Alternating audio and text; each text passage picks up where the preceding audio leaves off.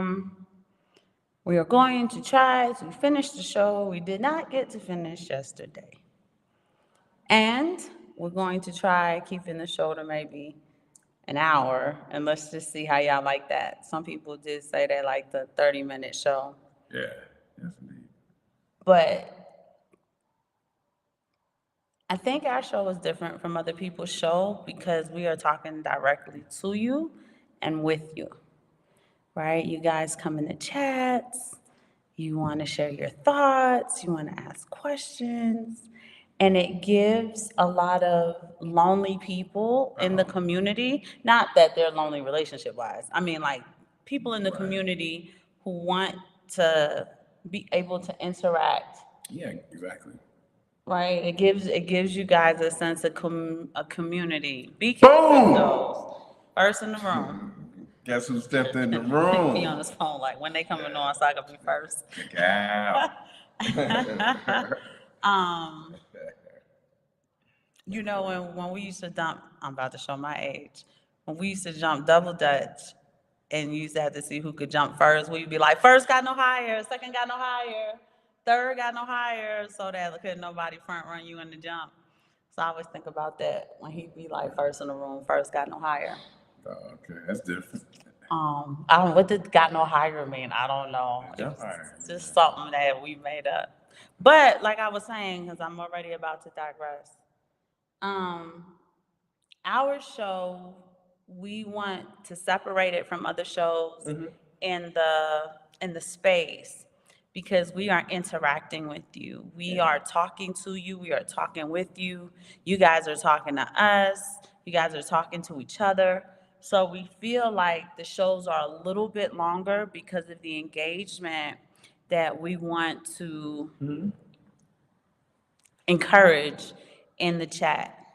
I'm still not feeling super duper great, but much better than yesterday.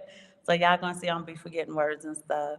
Will 45, thank you so much for showing up. Yeah. We're 2 minutes and What's up? What's up? 25 seconds in, and we already have 11 people in the room. That's cool. So this is why we don't want the shows to be too short because it gives people miss the chance, Yeah, it give people time to pop in and pop out. right? Chat if they want to. Send emails. Like we get a lot of emails from people. Then we'll set up a But keep sending face-to-face Zoom. them. Keep sending them. Yeah. But it's a lot of We setting up emails. a face-to-face Zoom with people and we talk to them, chop up some game, and we meet a lot of interesting people who have a plethora of skills and talents. And I'm always impressed by the things that the people we talk to actually do. Do for a living or Stop like this. I'm sorry. Oh no, I just screwed it up. They do for a living. The information, knowledge they have. I'm always very impressed and interested in learning more from the people who we get to talk to. So keep sending them emails. And if want, we'll pop in. We'll do a face-to-face Zoom, and we can see. We talked to the homie the other day. We talked to a lot of people, right, recently. And they tell us about the things that they're doing, thinking about leaving the country, people with their businesses and their education groups, Bitcoin, people who want to get up and running podcasts. And it's really interesting And to, we to see still some people. talk to people who want to know what exactly is Bitcoin. Email's not long enough for that. You need a Oh, face yeah, to yeah, face yeah. for We got, that. like, we got face-to-face for that one. Ain't enough words in my little fingers for me to help you with that via email. So So yeah, we talk to everybody. So it's good. I understand shorter shows probably are easier to consume. consume than a longer show that goes like an hour and 30 minutes. I get it because I watch lectures and stuff like that. Sometimes I'll just cut it and I say, okay, I'll get back to it tomorrow. And then I have to go over 3 days to watch this hour and a half lecture. Do you remember when we did the Exodus series with Jordan Peterson? Oh man, that was a It beast. took That was us a all beast. month long. That's a beast. That's a beast. So yeah, Jordan Peterson, we went over his stuff for about a month, and you had to cut it. Like, all right, we got to cut it right here, and we'll try to get back with it tomorrow. So we have longer shows. We apologize for that. I have been told by a close friend of mine, shout out to Roderick Lucas, If you are watching, Frank, is he related to Frank? Frank, yes, Frank's I think it's Frank, spelled different though, ain't it? Frank's nephew. No, I'm joking. Frank's But nephew. yeah, he told me to cut the shows up shorter. He told me to cut the shows up shorter. And so, and I've heard that from a few people. So you guys in the chat room, let us know if we need to make shorter shows. Then we'll go about that. We'll make shorter Differently. shows, and if that's more consumable, you guys like that better. Now, you guys have been piling in the room pretty quick. We just want to wait till about there's 20, 25 people. We're at the 5-minute mark. There's 23 people in the room, so we're going to get started because we're going to pilot doing, let's try the hour. If they have to run over, it's cool, but let's just try it to see if they're like, the 30-minute show was okay, but we really did like the hour. And we do like engaging with you guys. We hope that you enjoy engaging with us. I don't know how many YouTubers you absolutely love that you could just sit and chat with.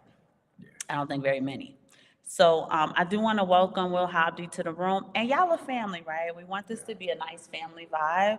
If your family came to your room, right, you would be happy to see them and you would greet them like, hey, cousin, what's up? What you doing? What's going on? So this is our room. This is our home. We're kind of welcome you into.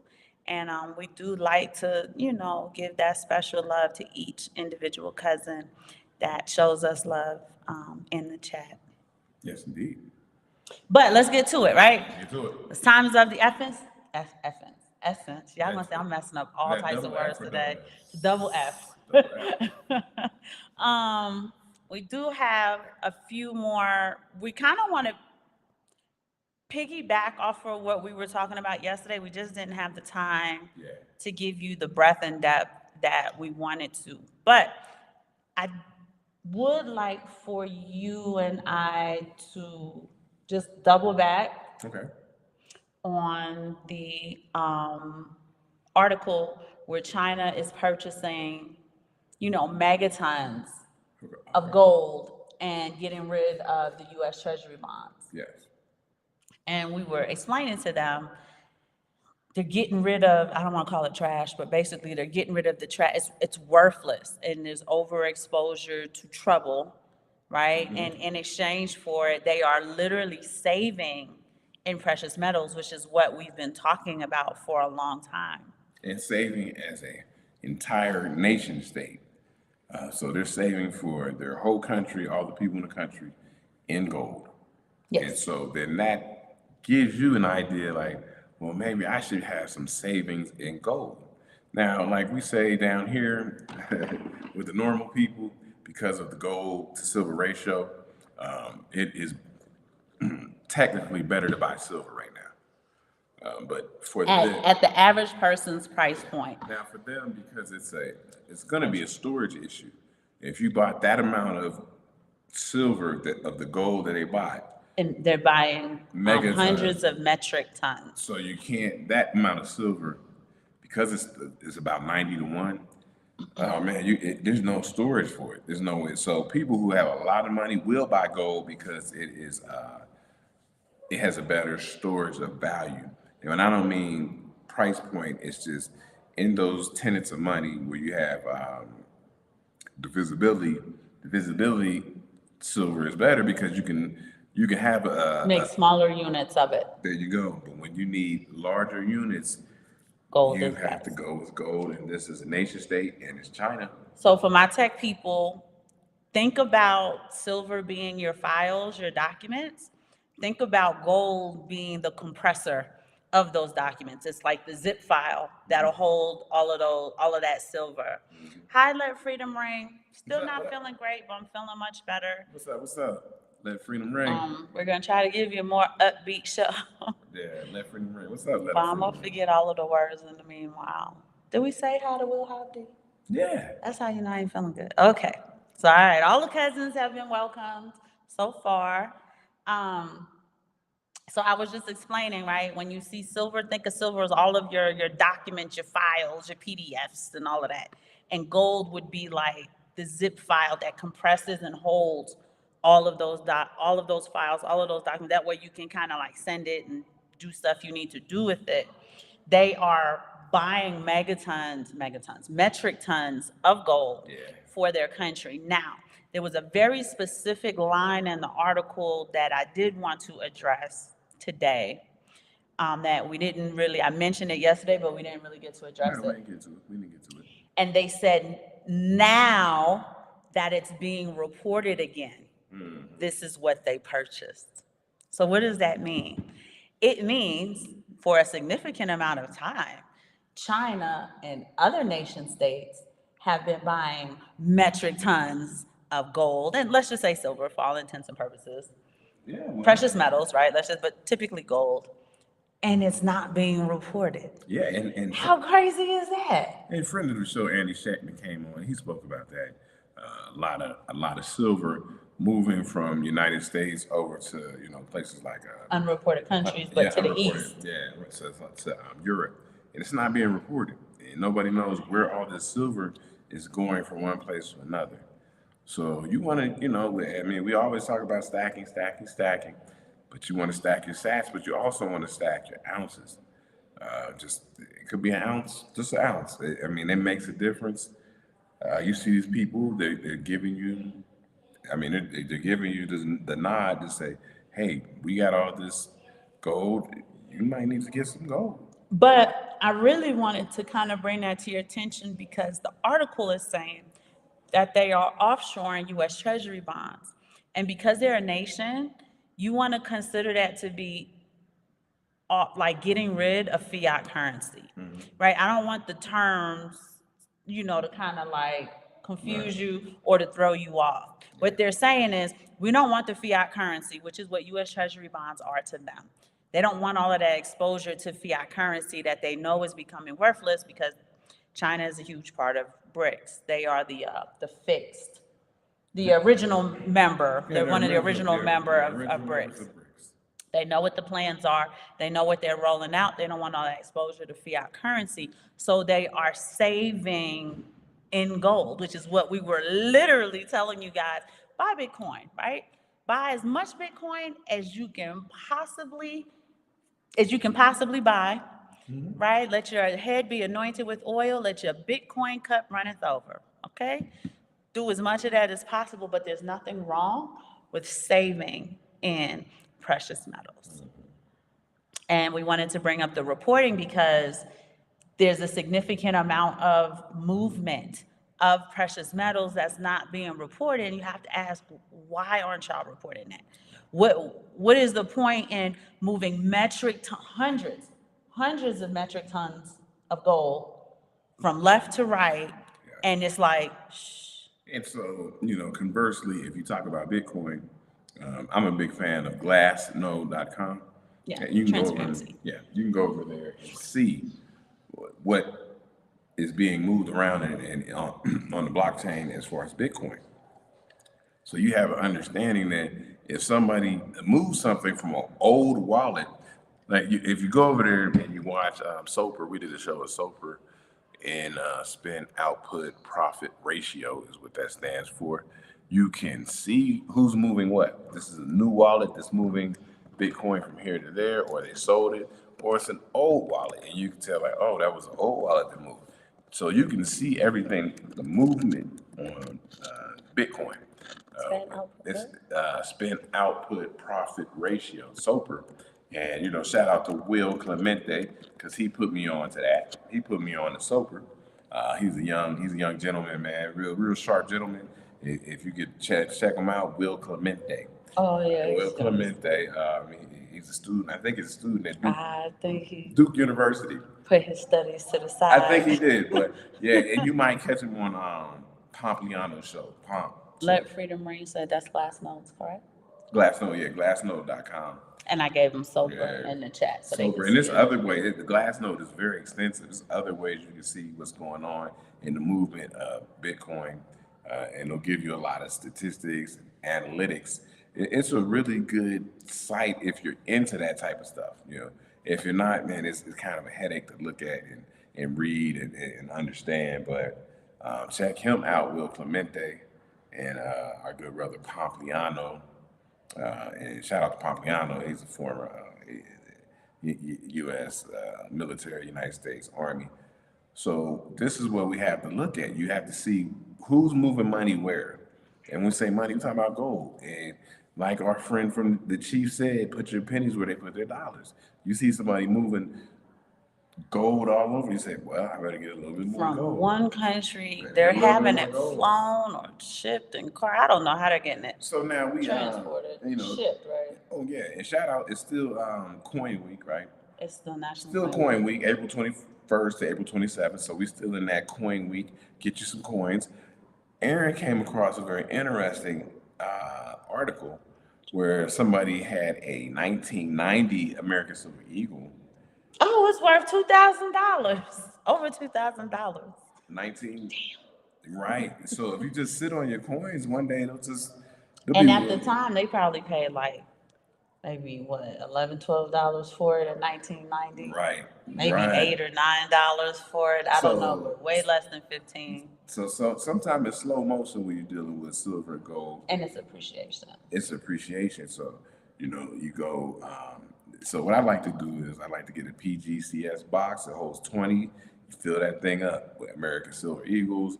It could be Canadian Maple Leafs. Fill it up with the top tier, that tier one silver coin, Cougarans, whatever Libertards. Libertards, and fill that thing up. And you never know. You look up like this person did, and it's like, oh, each one of these coins is worth $2,000. I only need to get rid of one. Right, and so that you hold on to them, you keep them for your family, you pass it on. Hey, this is going to be worth something. You give it to them, and that's what we try to do. With the Bitcoin, we mix it up with silver and gold. I'm not big in the stock market, but we still do have stocks. We still do have a stock portfolio, but it's not anything that I put a lot of attention to. We spoke with the people at Fidelity. They tell us what we've done, and we're like, okay, thank you, and then we keep it moving. Right? We don't. Yeah, it's just a different part of our portfolio. Yeah, it's just a different part of the portfolio. Not big on real estate, but still have some. And so we were just getting on China because I got another thing I want to jump on China if you guys want to hear about it. But go ahead.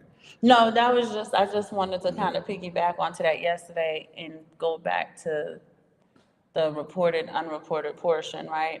Because if they're doing it secretly, it's something you should be doing openly. Yes. That's all I'm saying. And they're willing to move. I don't know if you guys can fathom how much a metric ton weighs, and it's pure gold, right? The way they pallet it up or whatever. And they're willing to pay whatever it costs to travel that through sea and time, because it surely ain't space, right? Through sea and time. And they're willing to spend the money and the time on that. And it should just give you an idea on its value. That's all I wanted to say. We do have more news out of China. Oh, stat on China. China is the world's largest holder of?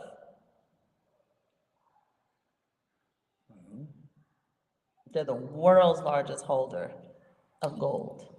Oh, now they passed up India? Yes. Oh, okay. Right? So they're the world's largest holder of gold. And then do y'all know who currently holds rank in silver? Well, we all know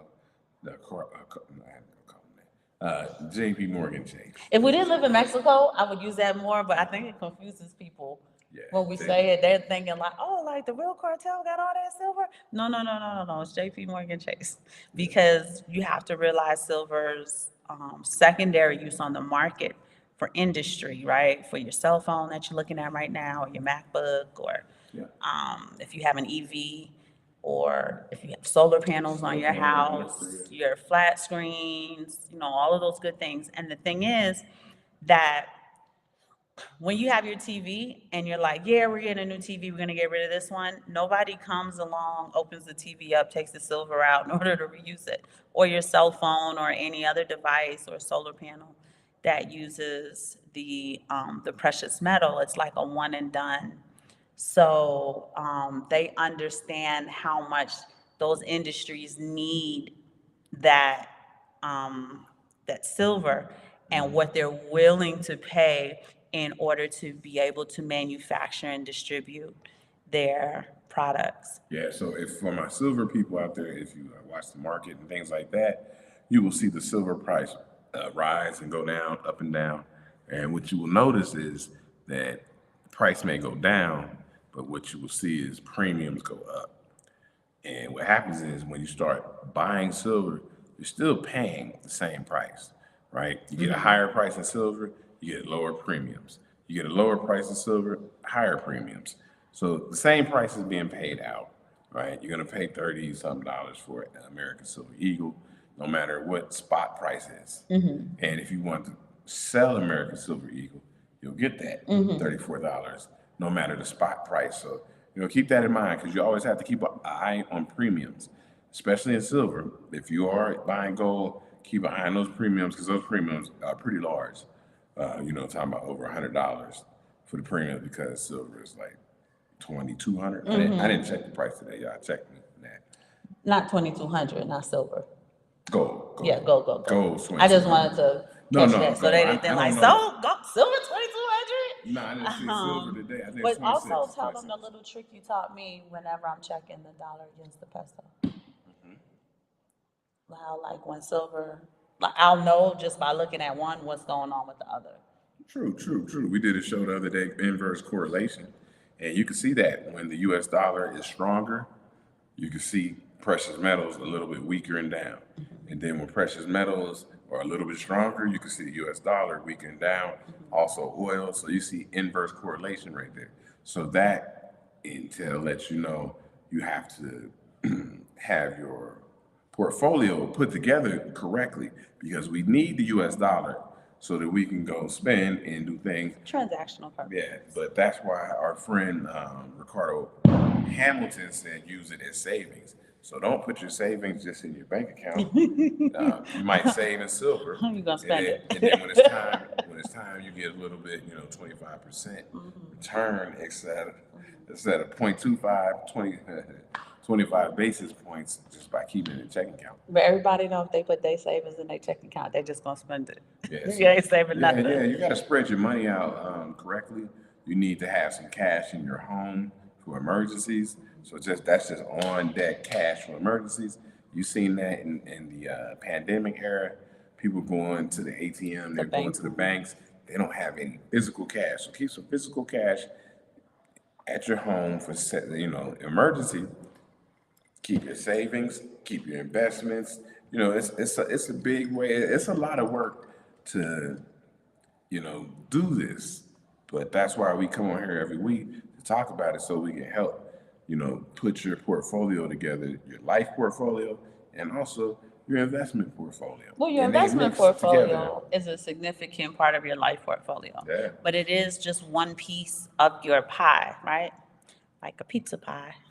For my New Yorkers out there, they pizza pies. Right? Huh? You want some pizza? You want me to get you a New York pizza? No. I'll make it. When there's a piece missing, it's noticeable, right? Look like Pac-Man, look crazy. So you really want to have your whole portfolio, life portfolio in order as well because they all permeate into one another. I want to welcome Critwork, aka KW1. So K-Dub. tell me, did you get locked out of the KW1 account? We don't ever see it. K-Dub, what's up, K-Dub? Nerd, she probably laughing now. Nerd of Inc., thank you so much for joining us. Thank you. And then we have Anzie B. Hello, Simon family. Hello, Anzie B. Thank you so much for joining. When the dollar goes up, Bitcoin usually retreats. So again, they're saying the inverse correlation for themselves as well. Yeah, on the trip. So you got to watch all three of them. And especially if you guys do any investments outside of the country, you have to know how the dollar is going to work against the currency in the country you may be investing. And we're in Mexico, we're investing in Mexican property and things like that. We have to understand that the peso will move up stronger against the dollar, which actually hurts us because we're receiving income through the dollar. And if the peso goes down, then it helps us. And we can see it in real time because we're in another country. And we have to get up every day and check what's the USD to MXN ratio. We have to check that every day because if the ratio is high, right? So for example, let's say the ratio is high one day. You're like, oh, that's a really high ratio of USD to MXN. Go ahead and get some cash, turn it into MXN, turn it into Mexican pesos so that you have pesos on deck. And then if the ratio drops low, you don't have to get any Mexican pesos because you're already on deck because you got it when it's high. And these are things you have to keep an eye on. This is global economics. This is macroeconomics. This is why we say, keep an eye on this stuff. This is a full-time job. It's a full-time job if you want to really jump into it. But I'll let her. I was saying crypt work because before, when you came on here all the time, it would say KW1. And now all we see is crypt work. We don't see KW1 anymore. So I thought maybe you got locked out of the KW1 account. Like Shango got multiple accounts. Somebody else got multiple accounts and they come in here under 2 different names. Yeah, cats, man. So I was like, I see crypt work all the time now, but I don't see KW1 anymore. So I didn't know what happened with that account. But anyway, let's get to it. There's 32 people in the room at the 25-minute mark. We are going to share our screen. She said, oh, no, I changed it back. Oh, okay. That's good to know. I just figured maybe you got locked out of it. But hold on, y'all, because we want to show you guys something really interesting. Should we do the WEF thing first or do the China thing first? Go ahead, talk about China, just link it in, then we'll do the World Economic Forum. All right, y'all. I'm just going to go ahead and share my screen.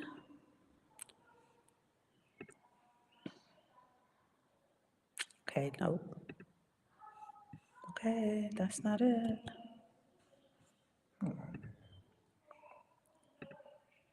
I think I hit the wrong thing. It keeps trying to. I don't know why sometimes this works and sometimes it doesn't. Allow to share screen. Yeah. Okay, there we go, y'all. There we go. You guys have to let me know in the chat if you can see our screen. It looks weird, but I do have to minimize it just a little bit. Yep, okay, it looks like you guys can see the screen okay. Just my chatters, just hit me with the thumbs up. So what is this? This is actually a dystopian apartment block where 20,000 residents never need to go outside. So China, and you can see that it was published on February 6th of 2024. China has already had it going, right? The first smart city. Smart city. And I told you they've been baby stepping y'all to smart cities. We'll tell you about our own experience here in Mexico City in a little bit. But look how crazy this looks. It looks like a building to me that they're about to demo and implode. Yeah, it's pretty tight. It doesn't look like the ceilings are very high. I don't know. And it houses 20,000 residents. It can house up to 30,000. So you can tell that they're at least 80% occupancy. Yep. I don't know if you guys are going to be able to see the video. Just let them see the. I was just going to let them see if they can see the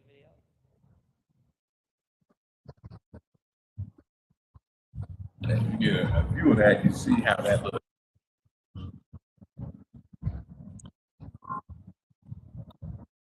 Got a very small balcony. 20,000 people live in one place. You do not have to leave the building. Oh, that was it, babe? Yeah, it's just. It was short. Yeah, okay. So read the thing about the people who don't have to leave. Okay, so it says, of course, the building cannot provide fresh air unless you open your window, which is why all of the windows are open. So you're probably gonna want to head for some air and stretch your legs once in a while. The amazing looking building stands 675 feet tall, offering 260,000 square meters of space, subsequently making it one of the largest buildings in China. The complex can accommodate, like I said, 30,000 residents. Right now, it's a little bit lower than 20,000. You're probably thinking, what amazing facilities does this building have to keep people inside? Well, this is very much dependent on what side of the building you live on. But whatever side it may be, you're going to find facilities just like you'd find in your local town, except they're inside the building.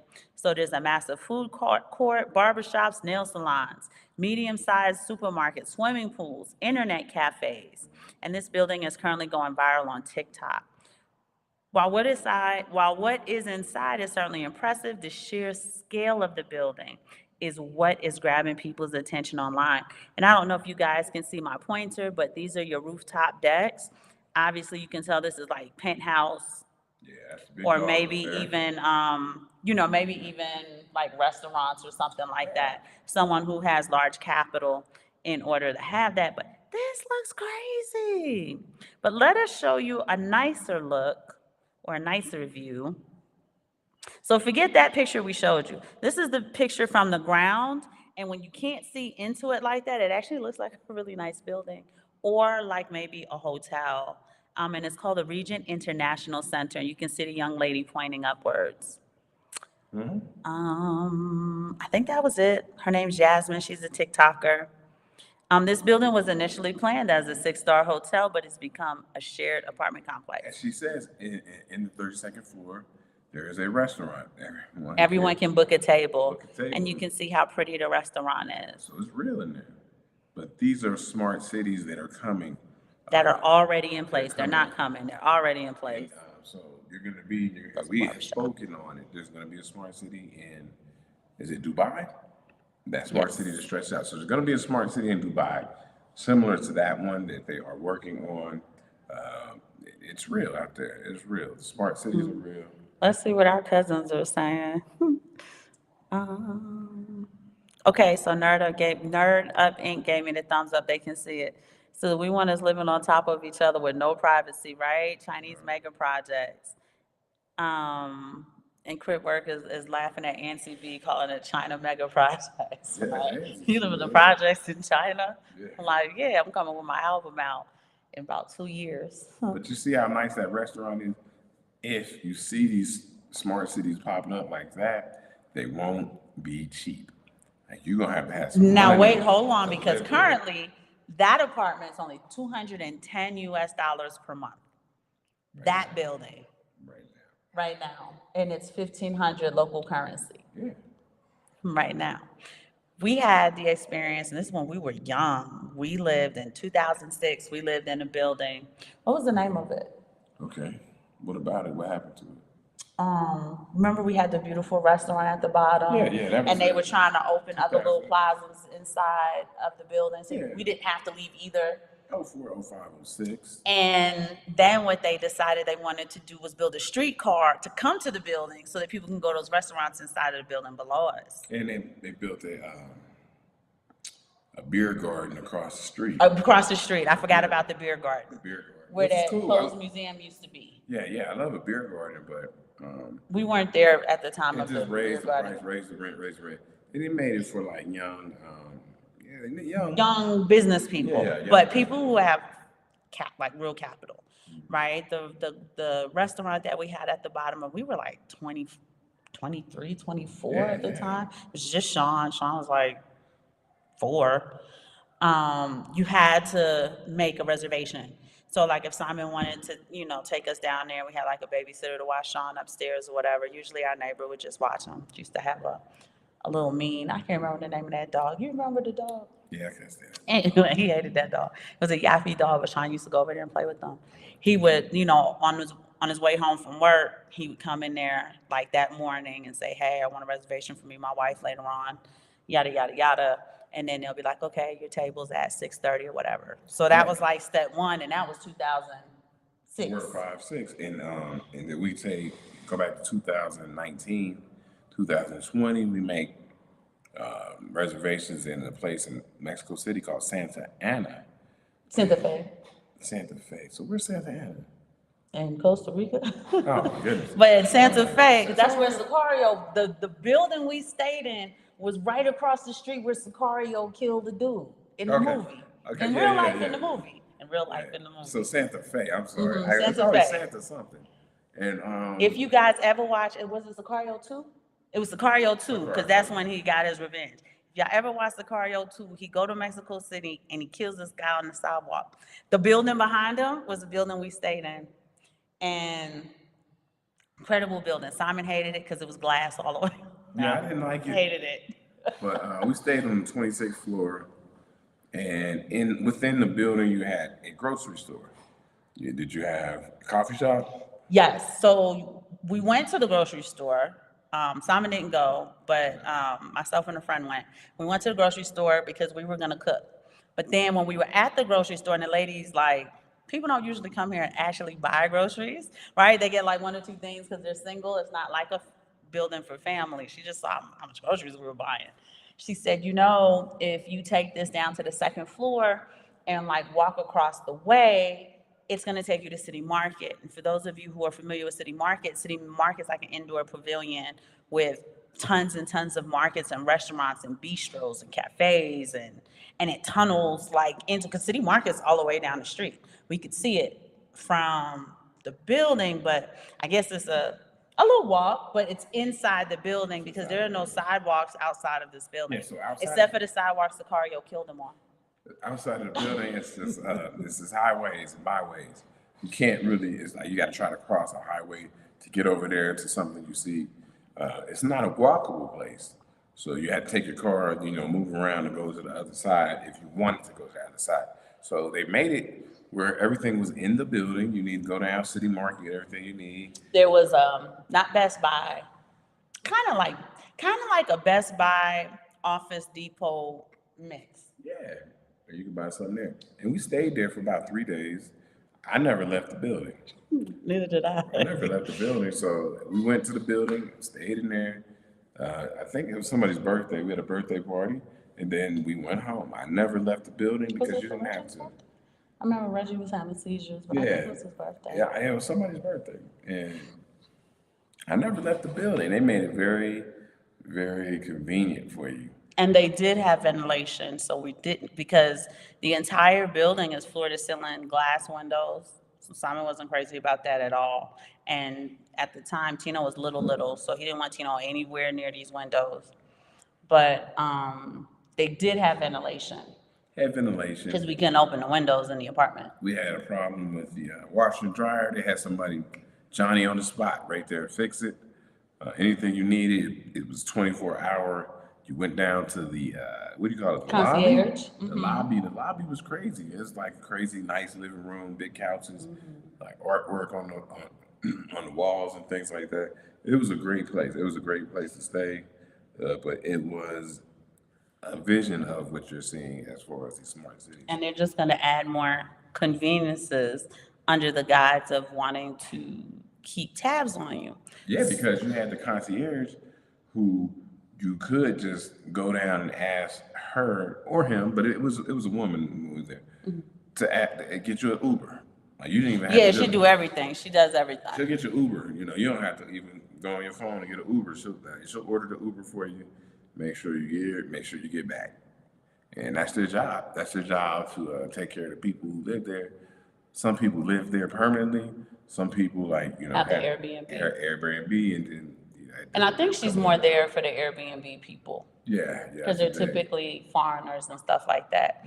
But the point that Simon and I are driving to is, in your timelines, you are noticing more and more people interested in wanting to go live abroad. They're wanting to brighten and widen their horizons. They're wanting to do something different. They're sick of their domestic policies. The election is making people sick. And when you're in these other countries, you don't get no end of that.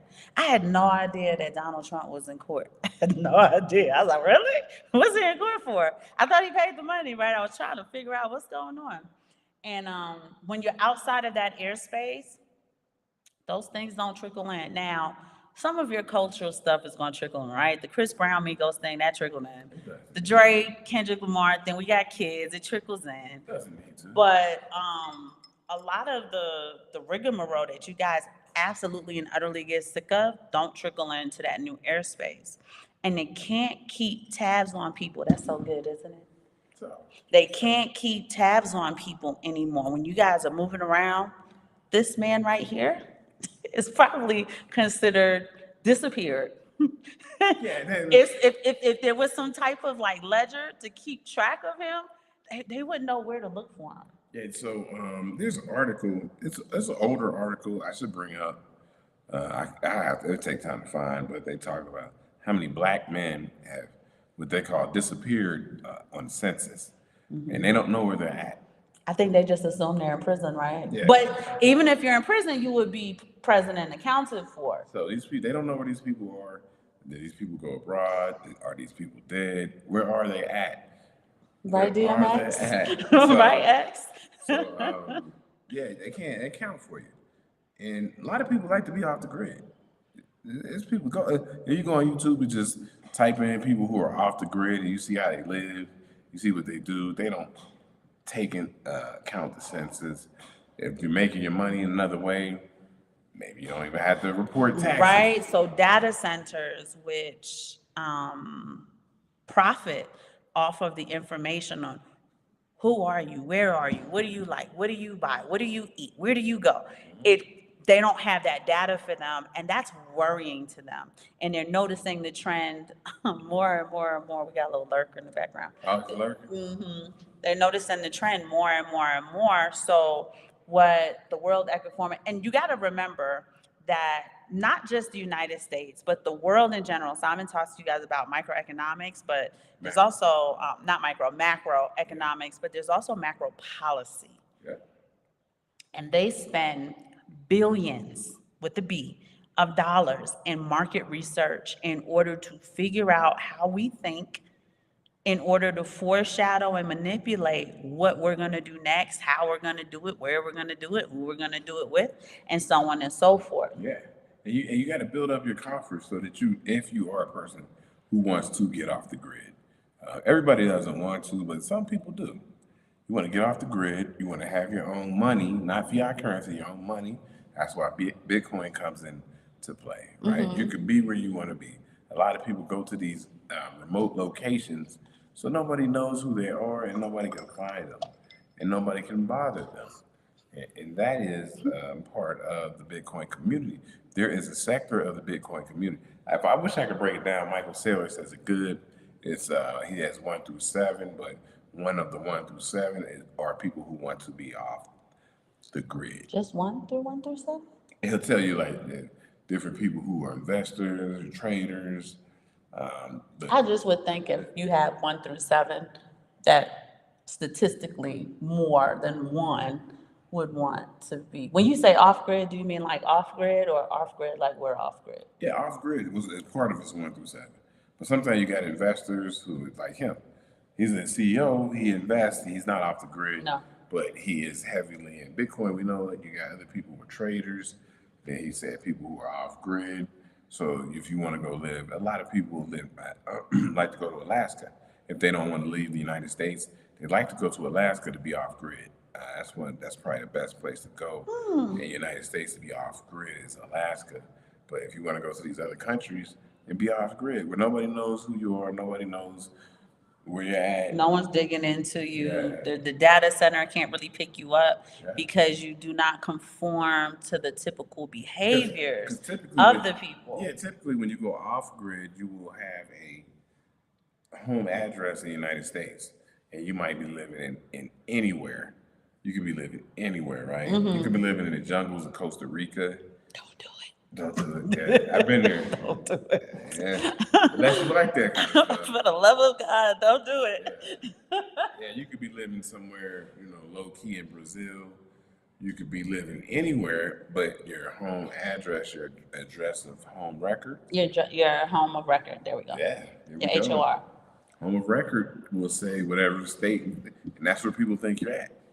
And your home of record is only something if you use it, right? So we both have a home of record. I'm the only one who typically uses it because I'm still somewhat tethered to Tariq Nasheed. Don't come after me. I'm still tethered to a lot of the unfortunate systems in the United States. You're tethered to United States Capitol. Yes, I'm tethered to U.S. Capitol, Yeah, so- but I do get to say what I want to. No, I'm just joking. That's what Tone talks, right? Yeah, so I don't get to say what I want to because I am tethered to U.S. Capitol. yeah, Bitcoin is a great thing if you wanted to get off the grid. You could take your wealth and move off the grid, and nobody knows you have it. And You don't typically have to drag bags of silver and gold No. somewhere and try to post up and then try to protect it. Just be off the grid with your Bitcoin and do what you want to do. If you like to stand on the grid, it's a different fight. Nobody likes to stay on the grid, but if you continue to be on the grid, then you are accounted for, right? they can keep track of you, they can keep tabs on you, but they're becoming more increasingly concerned about those who they cannot keep tabs on. And those are, when you think about it, those are taxpayers. These not senior citizens that they kind of don't care about anymore. These are tax-paying citizens that can contribute to economic labor, that can contribute to the voting, that can contribute to all of the things that they want to keep you a part of in order to make you part of it. So for those of you who are curious as to, well, what's with all the immigrants? My spidey senses tell me that all of the immigrants in the United States are there to backfill all of the Democrats who are sick of shit, don't want to be a part of that system anymore, and are going to backfill you because the voting process is still a thing, right? When you pull out of the voting process, and a lot of people are, they're saying, we've done this doesn't work, and part of the voting process is you don't get no vote from me, period. Yeah, And they're that's noticing that. Go ahead, babe. Yeah, that's part of a technique, right? They say you got to vote one way or the other, but another part of voting is you don't get my vote unless you give me something. And if they don't give you anything, Which they haven't been. and then your tactic is, well, then you don't get my vote. And then you'll get people who will come and try to shame you for not voting. People died for you, the ability to vote, Roland Martin, those people, Candace Owens sometimes. And it's just like, well, we're not going to vote. We're not going to vote unless you're going to give us something And your candidates, tangible. they have tons of footage of your vice president saying, let me be clear, she clapped and everything, right? I am not doing anything special for African Americans. I am everybody's vice president. So she made it clear that even though y'all were the ones who got her in there, that she doesn't owe you anything, and she hasn't given you anything. Yeah. So there's a lot of people, like you said, Yeah. whose strategy is that you don't get no vote from me this time, Yeah, and I'll wait till next time. We or live not at all. we live abroad. We don't have access to voting, but we have access to people who have influence. And so instead of voting, we just go straight to the people of influence and see if we can get what we need. And we usually do. Yeah. But again, right, our strategy is also one, you can't do that on a shoestring budget, right? Yeah. When you're planting flags and you have significant capital behind you, Yes. consider that your super PAC Yeah, or that's your super PAC, PAC. right? So you go to somebody that you pay a lot of money to, and you say, "Hey, we need this, that, and the third." They say, "I'll take care of it," and you know what they do? They take care of it. And so it's not like voting. We don't get to vote for the mayor of the local jurisdiction. The mayor, the governor, nobody. We don't get to vote for anybody. The commandant, who the commandant's gonna be, which Yeah. would be equivalent to your police commissioner Yeah, for the like the city. sheriff. The sheriff. The sheriff. You know, how you vote for the sheriff. Yeah, how they vote, but he's bigger than the sheriff. He would be considered like, dude in New York, he would be like the police commissioner. Yeah, how you Remember they vote explained on it to us, but his boy, I can't remember his name, Yeah. would be like his sheriff. Yeah, we And know then he him has from- deputies and stuff. And so we know them, and we can actually speak to them if we need something. And the only reason they listen to what we have to say is because they understand how we, what's the word I want to use? How we like pour into their small economy, be it, but how we, the percentage of what we pour into their economy is more than multiple citizens put together. Yeah, And they don't- also understand, go ahead, that we Well, don't. we don't take from the economy. So it's not like we just posted up here and taking money out of there. We got our own money. It's 100% profit for them. 100% poured into their community.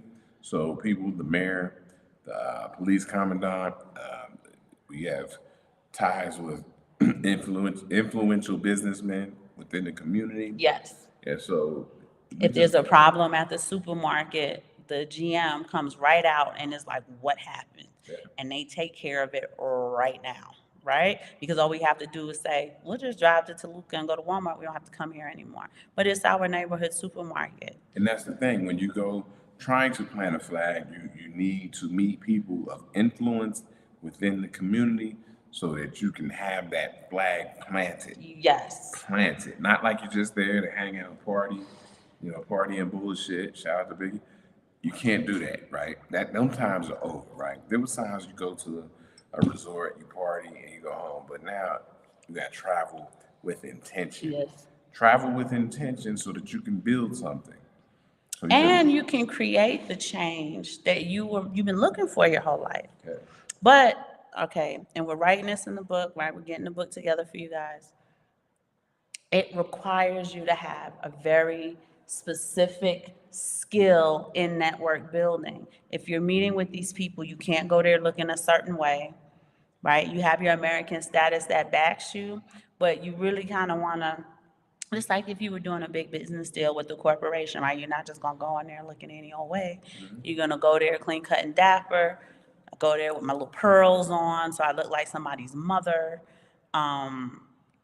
And that's how you do business with these people. And then what happens is a lot of times when you're really good at physical social networking or physical networking, they introduce you to the next person with capital. Because they're always trying to look to see what they can, like, oh, I got a cousin and he owns the gym. So the kids play at the gym that, a friend of ours who owns a restaurant, right? And it's this great chain that begins to build for you. And you begin to build a reputation for yourself. Now, on a metaphysical scale, what they are doing is creating an excellent feedback loop for you, right?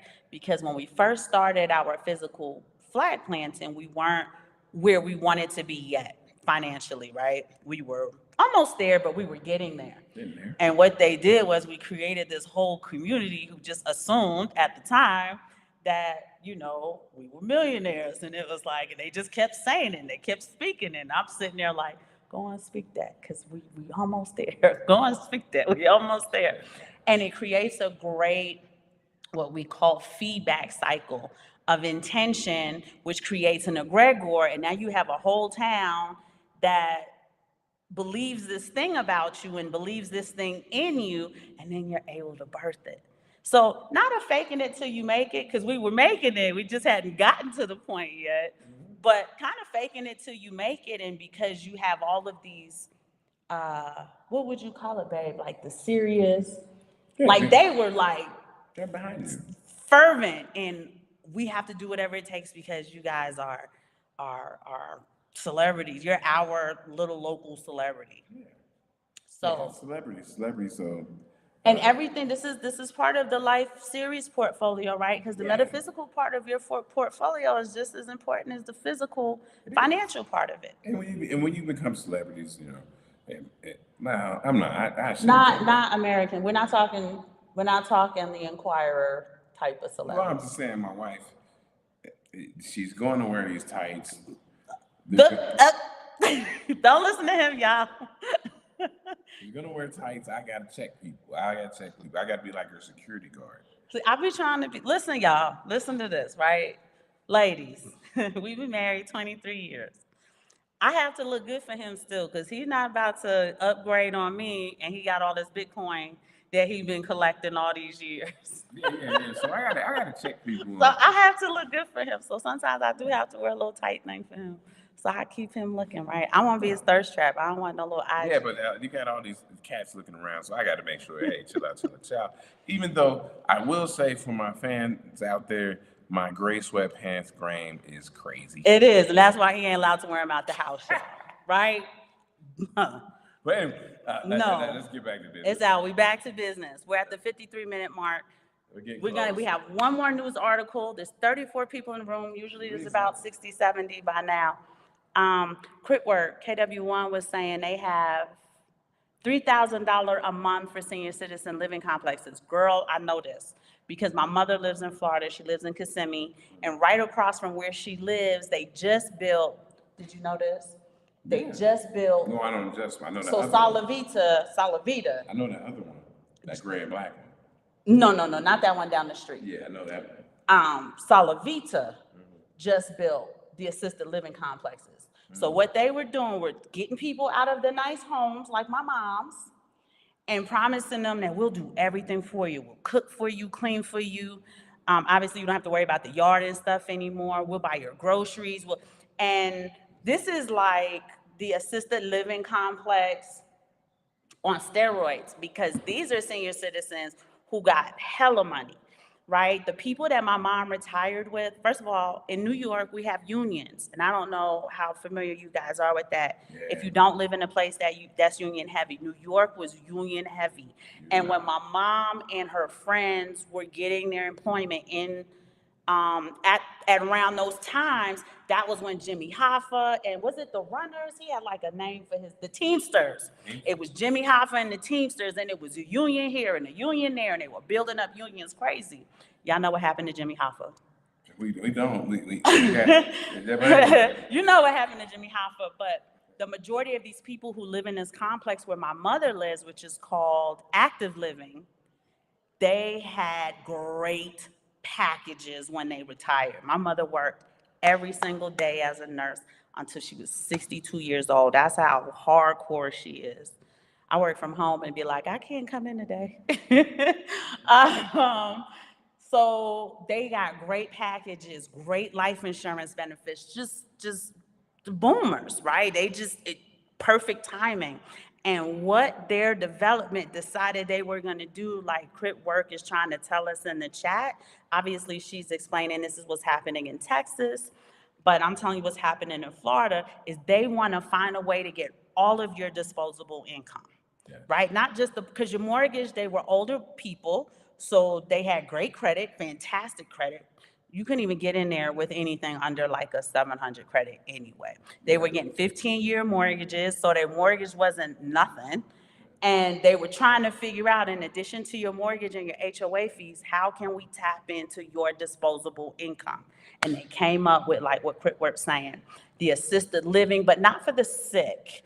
It's like, it's got this glamorous, like resort style living where we do everything for you. Again, anytime the devil come to you under the guise of convenience, you have to be on your Q's, your P's and Q's. You have to be.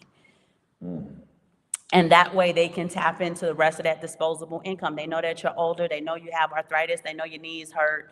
They know all of these things, and they, we'll furnish your apartment for you. We'll do this, we'll do that. We'll drive you to the pool when you're ready to go. They have concierges, like he was explaining, that, we'll get transportation to come just for a small fee and take you to the supermarket and help you load your groceries and this and that. And consider it your like assistant shopper and all of this craziness in order to tap in to their whole entire monthly pension and everything else that they get. This is true. Yeah, she said it's an apartment complex on steroids. It's beautiful, don't get me wrong, and it looks like a resort, don't get me wrong. Because my mom was like, I want you to come with me. I said, I don't have to come with you anywhere. The answer is no. You're good, right? I will get a woman to come in and clean for you. They already do the lawn, they already do this, but your disposable income is for you to go shopping with the girls, have dinner, the grill. But you have to understand, everybody has different situations. Yes. So if you have a lot of ailments, like, my aunt ended up doing it. no, I'm saying if you have a lot of money and you don't have anywhere to leave it to. Yeah, I do. And that's my auntie's issue. Yeah. So what auntie did was she moved in, and it was so nice that she called my mom. She said, come spend the weekend with me. So my mom was just a golf cart drive and spent the weekend with her. And she was just like, this is amazing. And she was asking me, she said, Erin, because you guys know that my dad asked me to kind of keep up with that. And I said, absolutely not, because I already know what it is. Now, Auntie's situation is different. I explained that to her. She doesn't have people to help her like you have people to help you. As soon as you need a ride, your friends are like, come on, girl, we going. She didn't have that. Yeah, so. She wasn't as social as my mom is, and so on and so forth. So like you said, you're absolutely correct. It was a completely different. She does have my mom to help her. But if I'm correct, KW1, correct me if I'm wrong, sometimes you have to tie your home, the equity in your home. That's what she did. And your home into situations she sold it. Like that. She sold it. I don't know, but Auntie sold it, and her house was worth a lot of money because she was one of the first people who got to the development. And that's what they wanted. They got all of the equity out of the house. They just got everything. And while she does need all of that help, that's not a lie. She's not like my mom who's gonna Yeah, but cook. if She's she not doesn't, sociable if like she my doesn't have mom. anybody to leave the stuff to, might And as she well didn't just, have any children. might as well just use Might it. as well just use it. Just use it. But Crit Work is right, because I was just getting here too, and Let Freedom Ring also said you're exactly right. Crit Work is saying that they hit you with all the glitter and gold and then slowly start taking away. Like when the pandemic hit, all of a sudden it's like, oh, well, I know you girls like to play bridge in the lobby, but we can't do that anymore. I know you guys love the assistant shopper, but she's gonna have to go by herself now. Just give her a list because the two of you are together, or you need to mask up, or like she said, slowly but surely they started to limit, restrict, or eliminate a lot of the different And it comes back. conveniences that you pay for. Oh, when it come back with a premium. That's the problem. This is not what we agreed to. And the problem is that you're old and you don't really have. And you don't have anyone to advocate for you. Yes, Crit Work. You're right. That's exactly what they did. I don't know about the other people, but I know. She said what you said. At a certain age, they want you to give up your house. Yeah, they do. And like I said, they were able to get the equity. Yeah, they want that. From the sale. Did you get anything from the sale of your house, or did you have to turn everything over to? If you don't have anywhere to pass it on to, you might as well use the equity as how they're looking at it. And maybe she got some money from so it. that you can get to the end of life. Because, we all are just trying to get to the end of life. No matter how it's situated, we got to get to the end of life. But that's right. She doesn't have children to. Some people raise a whole family. And still don't have nobody. And so like you got to get to the end of life. You got to do it. That's one of your major things is to get to the end of life. Okay, we got one more. Thank you so much, Cripper, for bringing that up. We got one more. I don't think I need to share my screen. It's just an article. There's really nothing to see. World Economic Forum. Yes. So you guys know I've been talking to you about the World Economic Forum. This is from The Daily Huddle. Thank you, baby. This is from The Daily Huddle. If you guys are not familiar with the World Economic Forum, please let some of your homework this weekend be to do a Google search. The president of the World Economic Forum's name is Klaus, Klaus Schwab, like Charles Schwab, but Klaus Schwab. And the representative or the face of the World Economic Forum is none other than your king, King Charles of England. And they have these diabolical, dystopian, 1984-ish, and 1984, the book, not the year, by George Orwell, dystopian-like ideas for what they want to do on a global scale. Okay, now that I've introduced it that way, here is the article for you from the Daily Huddle. The World Economic Forum says, well, I can share my screen just so they can see it. It's got some cool graphics. And I know somebody was asking about, like, where are you getting all of these from? Yesterday, I can't remember which cousin. Yeah, I think it was cousin Tony, who isn't with us right now. We just searched. Shout out to cousin Tony Blunt. He always be in the chats. He's just not in the chat today. Yeah, we just searched all over the place to find these. All right. So World Economic, but I have a watch list set up. So my watch list doesn't talk to me about Chris Brown or Drake. It talks to me about what's going on in the world on a macro level so that Simon and I can understand what's going on a micro level. This is one of them. World Economic Forum says 98% of central banks are preparing to launch CBDCs as finance enters its next phase. So for those of you who have ever watched Hidden Money, I keep it up. I'm gonna give it to you in a little bit, babes. Hidden Money by a good friend of ours, Mike Maloney from Gold and Silver. GoldandSilver.com. Check out Mike Maloney. He explains to you in the documentary that the monetary policy changes más o menos about every 40 years. And they are preparing to launch a new monetary policy. You have to understand that with what we call the discovery of Bitcoin, that they don't like the block ledger being so transparent. You can't do backdoor dealings. There's no ability for them to be the counterparty risk, because usually when there's counterparty risk, it's them. And like other diabolical ways that they can manipulate. It's utter silliness that they say it's for criminals because of the transparency. Transparency. Yeah. So criminals would not really go down with Bitcoin. I don't think they because would appreciate the transparency of the yeah, blockchain. I think criminals would rather deal in cash. And Bitcoin does not have this great and grand, beautiful printer that people can sit next to. And as the Bitcoins are being printed out, they can sit closest to it and benefit from it the most. So they have a lot of issues with Talking Bitcoin. about the cotillions. The cotillionnaires, yes. Wouldn't it be cool if we had a Bitcoin printer? We just print out a little Bitcoin. Wouldn't be worth nothing, but.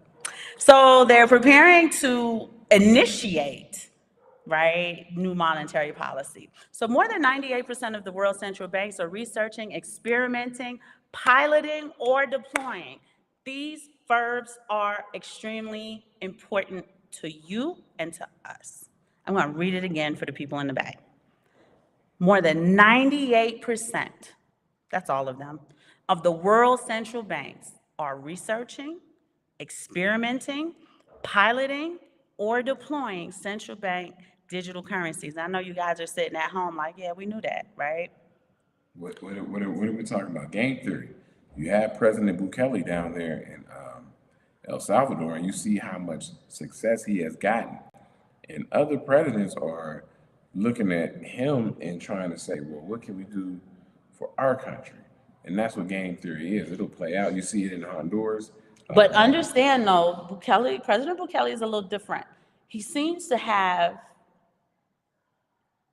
a significant passion for the what's the word I'm looking for? The health, for the financial health of his country, for the quality of life for his country. He seems to actually care about his country, whereas a lot of people take political office for their own personal self-interest.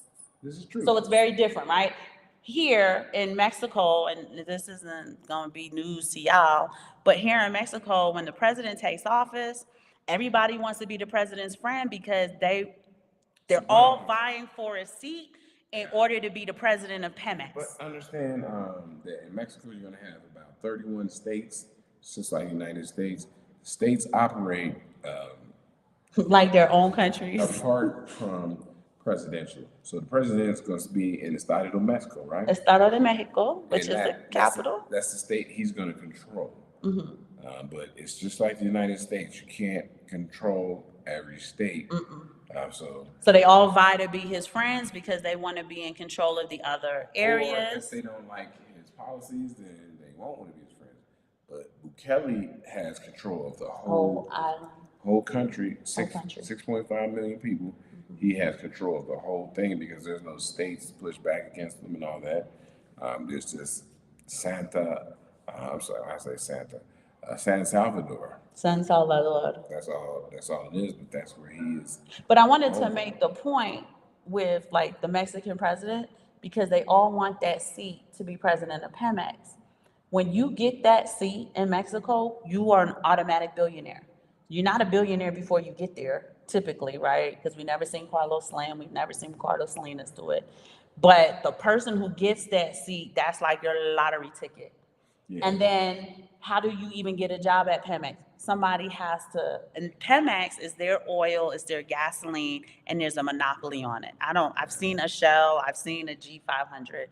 Pemex is the monopoly here. So yeah, you're talking about two different things. You're talking about a very large country who has top 15 GDP. Yeah, but I'm just going into how your political office is a way for you to get a comeuppance. You don't care about the people you're supposed to be because Mexico's in abject poverty and all you're trying to do is get that Pemex seat. And that's just one of many different areas that political puppets want to vie for. Whereas President Bukele is really like, I want to clean up the streets. I want to get capital in here. I want to turn, my home country, because it is his home country. His father's from somewhere else. He's from there.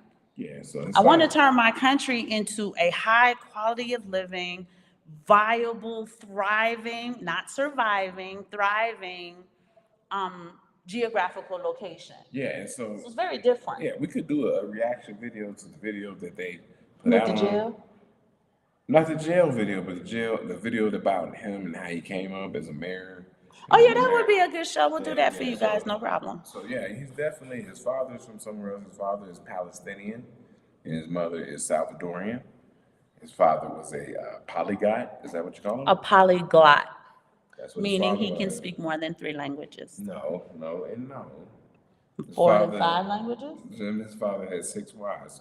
Correct my word, man. Oh, I thought you meant a polyglot is someone who can speak more than 3 languages. He was polygamous. Okay, so he had 6 wives. There we go. Were they So wives or concubines? Or they he just said wives, wives? and he got all these other, He was polyamorous. So Polyglot. I thought he could speak multiple languages. no, You told me that initially. no, he had multiple wives. That's hilarious. That's what he did. So that's the president of El Salvador. That's his backstory. He's only 42 years old, maybe 43. He's our age. He's a very young man, but he's very forward looking. So moving on, the organization argues that wholesale CBDCs, which are restricted to large transactions between financial institutions, could address banking industry challenges related to interbank payments and security transactions. Notice that the industry challenges have nothing to do with the challenges of the people. It is how they can better profit. Central bank money is crucial for interbank payments and security transactions because it is virtually free of credit and liquidity risk and enables institutions to reach settlement, finality, and promotes financial stability. This is ideal for systemically important transactions despite the emergence of alternative payment instruments. So my question is, why aren't y'all using XRP? Isn't that what it was for? Wholesale central bank digital currency is a form, we know that could unblock new economic models and integration points that are not possible today. CBDCs promise to preserve the role of CEBM as a credit risk-free payment instrument by providing a foundational layer for digital payments of the next generation's financial markets. Again, when you read this article, you understand this is all about them. This has nothing to do with you or I. They don't care about the people. They want to know, how can we make more money? It looks like there's a wealth transfer and we're not getting our hands on it. Simon did a show maybe 2 or 3 shows ago about banking deposits not being as high as they used to be. People are not depositing their money in banks anymore. People are not keeping their money in banks anymore. The dollar's only value is the trust of the people. And as you can see, all around the world, they are kicking back that dollar. They're getting rid of it. They're finding ways to reduce their exposure to it in the millions, hundreds of millions. So you want to begin to understand how this is playing out for, when we talk about central banks, we're talking about the man, the banking elites all over the world. And they're panicking. Again, I want to know, if you want to improve cross-border transactions, why aren't you using XRP? Isn't that what y'all made it for? The organization acknowledges, however, that the legal and regulatory elements needed to make widespread CBDCs use possible have an unknown time frame. But what that should really read to you is that, and I mentioned this multiple times before, that the World Economic Forum had a timeline and they're way behind. That's true. God is confounding them every step of the way, let me tell you. He's going to confound that devil every step of the way. It's true. It's true.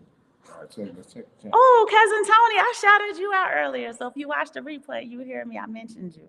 So thank you for joining. John Thompson, thank you so much for joining us. That's a name I haven't seen. So welcome, Cousin John. Nerd Up Inc. Hit the like, people, if you guys can hit the like, if you guys could subscribe. My Twitter is so puny and pathetic, y'all. If y'all go in the drop down and subscribe to our Twitter. Simon is my media person. Mm-hmm. I'm the face of, this is all Simon's. Let me make this clear, right? This is his brand. This is his company, right? The consultation, all of this is his. I'm his face. But help me by, if you want to support us, we don't sell y'all anything. We don't ask y'all for no money, but we do ask you guys for subscriptions, sharing our content, and likes. We really appreciate that. Oh, the Colonel's here. Hey, Crazy Bronx Don, Fulberg Colonel, so we give him his full respect. Or Colonel 06. Colonel Tyler, Full Bird. Hey, you may be on to something. Cursory pre-show followed by a more in-depth show format. Yes, and we're gonna like dig into that. I But didn't hear that. I'm sorry, I didn't hear he said this is like the cursory pre-show, and we would dig into more of what we just talked about. But again, the World Economic Forum is so behind, I can't get the show going because I can only get a show going when they've, made some type of progress or announced something.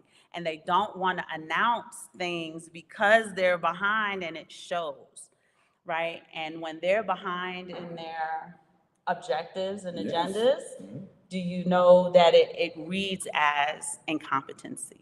And that's what they're trying to hide. That's what they're trying to cover. That's what you're trying to cover up the incompetencies of. The incompetency, right? That you can't Yeah, get hard to this be on top done. of that.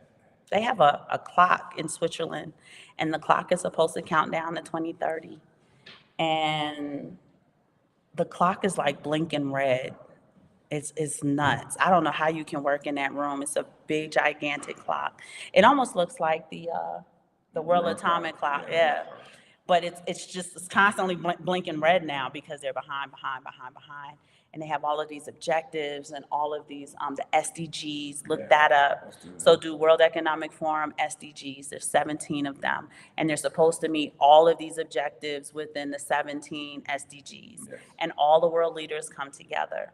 And this is the point that y'all need to understand. Y'all watch all these world leaders fighting on TV, fighting in the news, fighting in the media. It's all propaganda.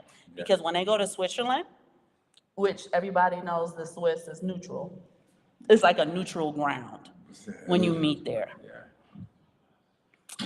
Wasn't that John Wick?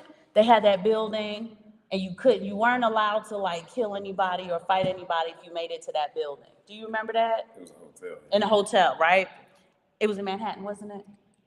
Ooh, it looked like it It was. looked like it was in Manhattan. Looked like it was. John Wick. Hey, cousin Mo, thank you for joining. So Switzerland is Is that this cousin very. Mo? Is that Jerome Mo? No, it's not Jerome Mo. It's the other cousin Mo. Oh, we got two cousin Mo's? We got two cousin Mo's. What's up, cousin We Mo? adopted this cousin Mo. All right. I think he's Mo, but he said it was okay to call him cousin Mo. And cousin Tony's here. We shouted him out earlier, but Tony. he ended up joining. Tony Blunt. I wanted to ask him if he was related to Tanya, but I didn't think he was going to get the joke. That's a poorly placed joke. Why? I loved her. I don't know what happened to her. Poorly placed joke. She, do you even know who Tanya Blunt is? I do, and it's a poorly From the placed. 90s? It's a poorly placed. She was supposed to be great, and Diddy ruined her. So Switzerland is supposed to be this neutral ground, and when they go to the WEF to meet, to plan and discuss, they're kissing each other on the face, right? You see Putin fighting with Ukraine. When the Ukraine president and Putin get in the room together, they hug and kiss and sit down at a table together and they talk World Economic Forum stuff. When China has beef with this country and this African president has beef with, they hug, they literally greet each other with a kiss. These men greet each other with a kiss. I'm not exaggerating that. So you understand that they're playing the game for y'all in the media, but behind closed doors, they are all in one accord, on the same page, playing the same game of chess while the people are playing shoots and ladders. More specifically, yesterday's abbreviated show was good, and it sort of prepared us for today's episode. So they want the short show, and then I guess the breadth and depth. Okay.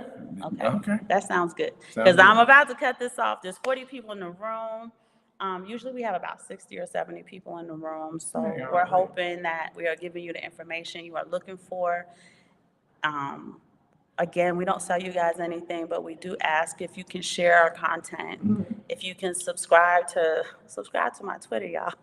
It's like 118 people on my Twitter. And then the Twitter girls who be half naked got like 200,000 people. So I don't want to do it that way.